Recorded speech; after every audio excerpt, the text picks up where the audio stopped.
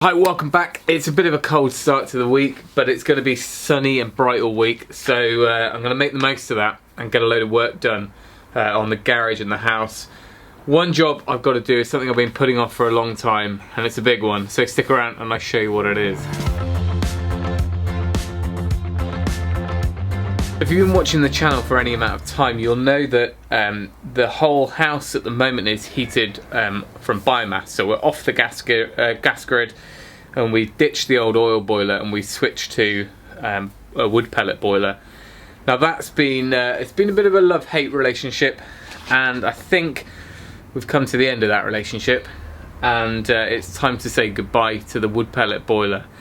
I'm going to do a standalone video, maybe out this week sometime, about our journey with this thing, because it's been a bit of a roller coaster ride, and I think it's worth sharing our thoughts on this, and I'll put that all in another video. But for the time being, what we've got to do basically is drain the whole central heating system from the house. There's 20 radiators in the house. We've got to drain a 500 litre buffer tank, the accumulator tank, and then all the other pipe work that's down this way. So it's quite a lot of that to do before we can even think about disconnecting and moving this. Okay, right, let's get on with draining this system. I've got to work out where the draining points are. I think they were good enough to put various bits everywhere. I'm going to get a bit of hose, and fortunately I've got some drainage down in this corner where we ripped out a toilet when we arrived at this house. So I'm going to get that done. Hopefully the tank is going to be light enough that I can disconnect everything and I can move that. I've managed to put a bit of pipe work, hose pipe from the draining port on the bottom of the buffer tank across to this old waste point, and you can already hear, maybe over the washing machine, up here, that's an air admittance valve, I think. As well as that, I've opened up the underfloor valve, and I've just been into the kitchen and opened up the valve for the upstairs heating and downstairs heating. So there's a good chance we can get majority of the house drained as well down to this point, and I don't think there's any radiators below that point, but the last little bit we can drain from the cellar, which is good because it means that we can get the whole system drained down, and I can start taking apart the boiler, taking apart the buffer vessel and things like that without too much risk of a high pressure flooding. Right, another thing I need to do whilst all that is draining, apart from clearing out the other end of the garage so I can empty this end, is I need to test the roof panels, see if they're asbestos or not. Now, these old corrugated roofing sheets that you can get on a variety of buildings like garages and barns, they can be either asbestos or like a concrete fibre cement board or cement fibre board, the latter being okay, asbestos not particularly good. That said, these were installed in the 50s, so there's a good chance they are the asbestos ones, so I'm just going to send off a sample from this end and a sample from that end, just in case there were roofs at different times. Take 2 bags, place the sample into one bag and seal it. Right, well, look, the sample is on the next bag, bag it into a bag, and then place all the double bagged into a larger bag and seal. I've done a sample, I've kind of just used where it was broken anyway. One from this corner, one from that corner. And I'll double bag those. I can label them as 1 and 2, and then they just text you or email you the results from the lab, and then we can get rid of the sheets appropriately. If they are asbestos, it's not the end of the world. They're pretty much sealed on top. We'll just spray underneath. Fortunately, one of our friends from church is an asbestos surveyor, so he's able to give us some advice, but essentially they're pretty stable sheets as they are. The top's sealed. We'll spray PVA underneath as well, and then they'll come off as whole sheets, and we'll just double bag them, and they can be taken, I think is a limit of 3 sheets at a time or something at our local recycling centre. But we'll touch on that when we come to do it, but leave it to the pros if you're unsure, or at least get their advice. But if we completely seal these, double bag them, wear all the appropriate gear, we should be fine. But not something to mess around with, asbestos, nasty stuff. Right, we're getting there. I've cleared out most of this end so I can move those units and the white goods down to the garage. I've just slung the workbench over there and table saw. Once they've moved, then I can look at disconnecting these two, moving them out onto a pallet. I can still hear it hissing down there. Yeah, it's still flowing. I guess it's a lot of water. Right, I need to get on and move these cabinets. These kitchen cabinets are the ones left over from when we fitted the kitchen. We just had no use for them, but I want to repurpose them for when we build the utility, so it kind of ties in with the house.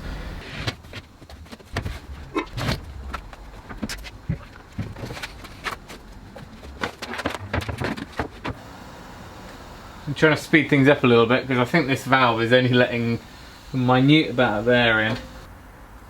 Take this compression fitting out. That's better.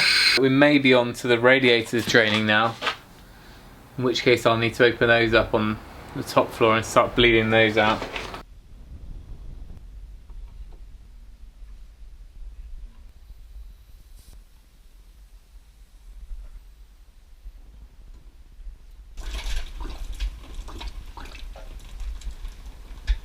Thought that might happen. I just nipped off to do all the radiators around the house, and because they were discharging quicker than this could discharge, it filled the buffer back up and it's splurting out. So I have to take this hopper off.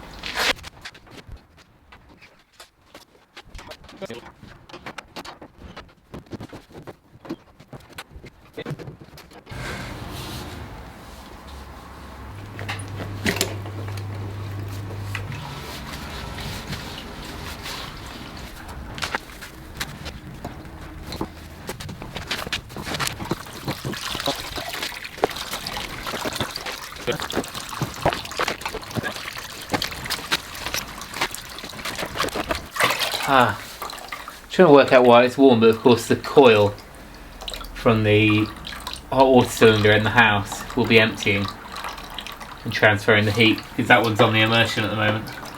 Right, now I need to trace those thermostats, try and disconnect those. Which is actually all in here, plant room.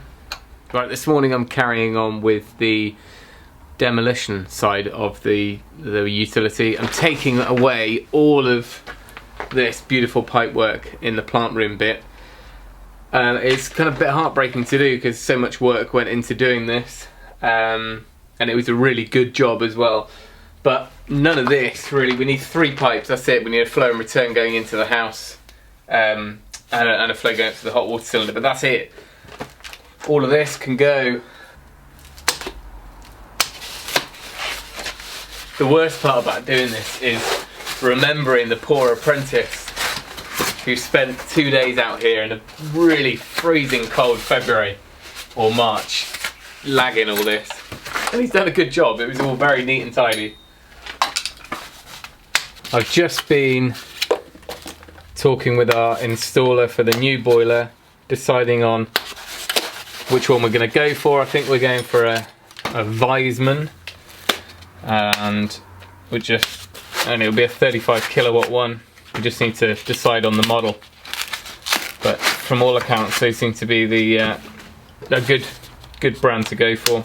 A few parts of this which we will be able to reuse or may need to keep in place. The underfloor heating and its pump needs to stay.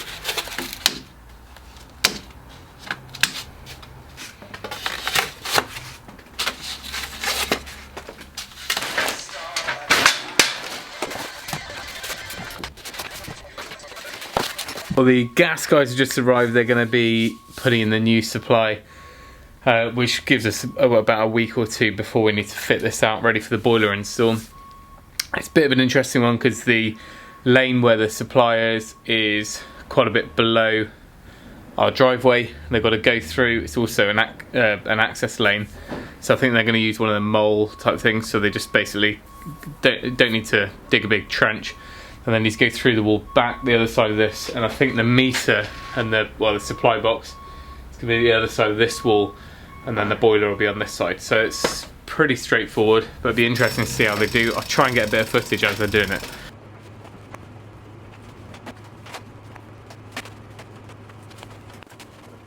not particularly interesting, but you can see where the foam insulation was along here. There's been some sort of discoloration of the copper.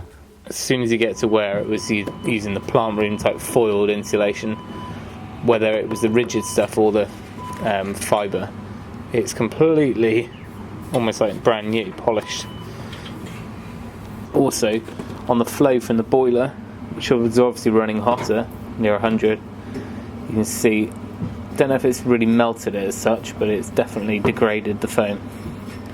I'm just going to hacksaw these off. I haven't got a pipe cutter for a 28mm pipe, so I'll cut them off, and then at least we've got 4 long straight runs of 28mm I can put in storage for a day that I'll never probably need them, but it's good to know you've got them.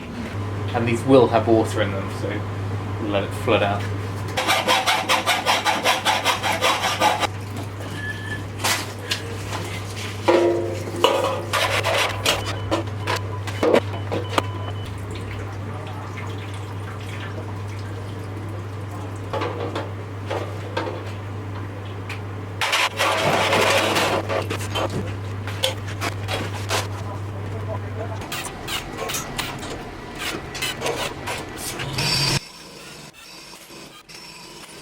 I'm trying to drain out the last little bit that was below the last bit of pipe work. It's like pulling the world's biggest pipe.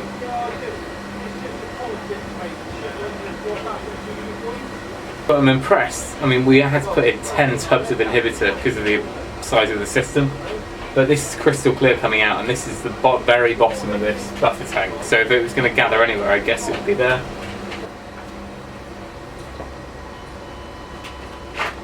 I'm hoping I can now walk this into the middle so it's kind of ready for whenever we sell it.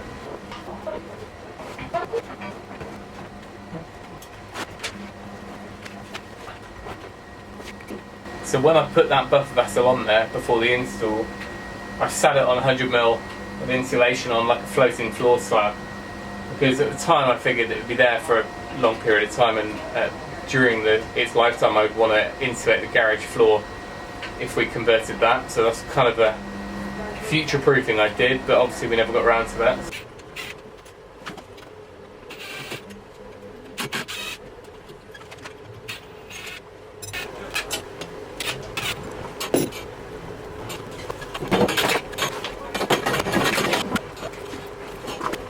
Oh, so much work went into this by the guys who put it in. I feel criminal taking it out. Good thing is they put isolating valves just about everywhere, so I can shut bits off. Took the pipe work off, but then took the valve off as well. Quite a lot of water in the boiler. Hit the puddle.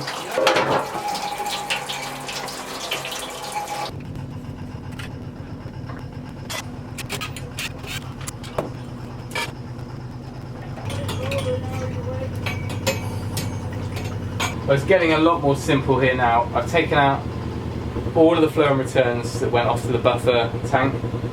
All that I've left in, of course I need to, everything's disconnected from the power, but I'll need to take out the pump and these thermostats. The thermostats I'm selling with the buffer tank, so I need to just wind them up and put them in a bag.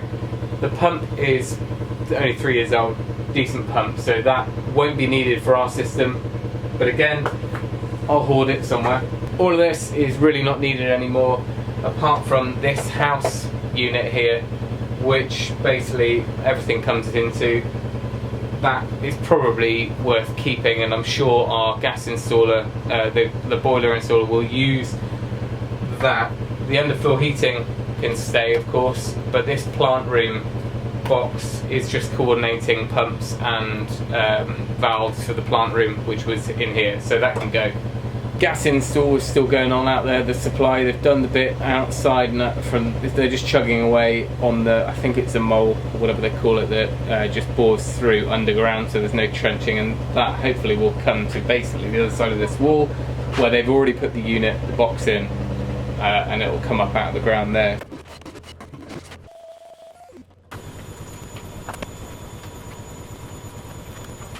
See how heavy this thing really is. It took an awful lot of us to get it up there.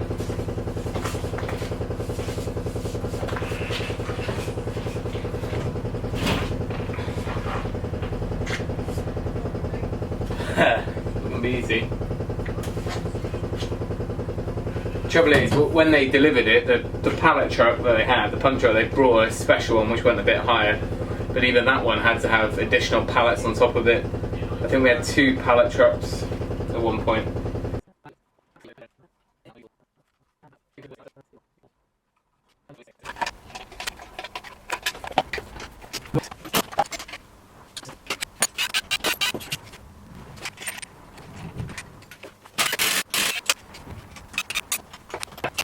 Right, that's all I've managed to get done today.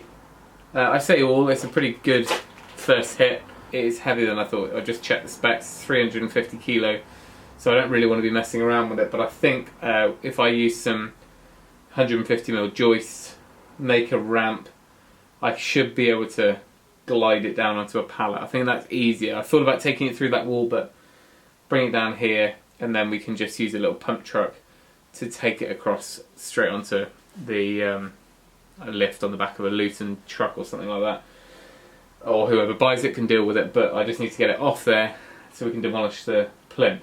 The next phase will be to build a suspended floor in here, about 600mm off the floor, and we'll need to do that before we can start working out where the new boiler is going. And then we just need to kind of get a feel for how we're going to do the roof, but that's a whole different story for another video. But that's it for this one. It's a shame to see the back of this experiment, I guess you might call it, but it's just not a sustainable, or the fuel might be sustainable, but it's not sustainable as far as heating your home, or certainly not this setup. I'm going to be putting out a video probably Thursday this week on our whole journey with this brute, why it turned out that biomass wasn't for us, why we were prepared to give up thousands of pounds worth of the RHI payments that were still due to us, simply, you know, because of how much work it became. So I'll deal with all the specifics on why we went for it, what it cost, why we decided to change and things like that in the separate video. So you can stick around for that, but today you just got to see the dissection of kind of gutting the whole lot out, really. Anyway, thanks for watching. Remember, if you can, do it yourself, and we'll see you next time. One more thing before I go, I will put the playlist for the install of this at the end of this video, because we did a 4-part series, I think, on everything that was involved in installing a biomass system, both inside the house, outside, the buffer tank, and it was a really decent setup, and there was a lot of engineering, a lot of work that went in with there was 4 or 5 guys here for a week to get all this put in. I thought, you know, obviously I've just destroyed all their handiwork. I guess all good things come to an end, but c'est la vie.